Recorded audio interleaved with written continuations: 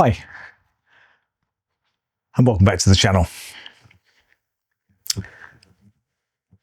When I started this whole espresso journey on the Gene Café, I think I was chasing something, probably slightly unrealistic. Like a lot of people, I had this sort of memory of the perfect coffee, not specific tasting notes, not jasmine or blackcurrant or anything like that.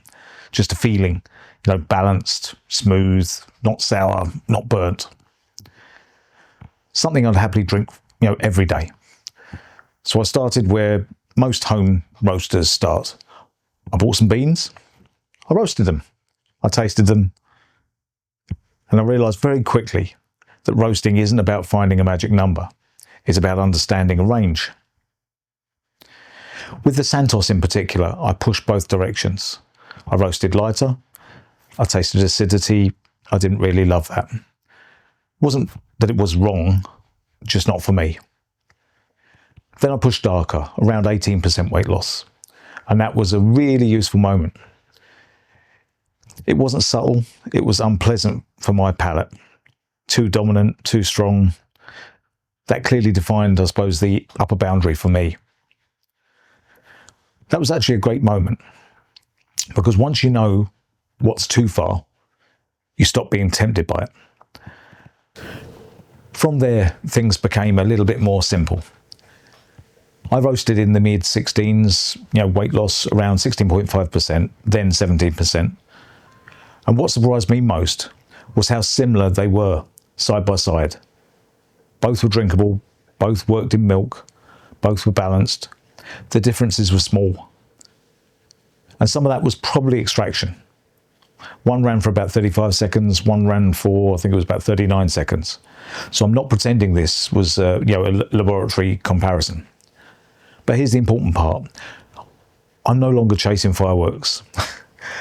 I'm not looking for something sort of mind-blowing.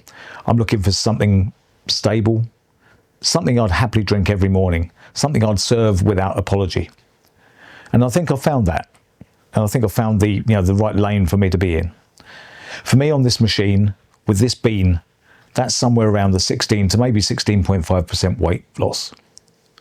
Not because it's objectively perfect, but because it's balanced, controlled, pleasant.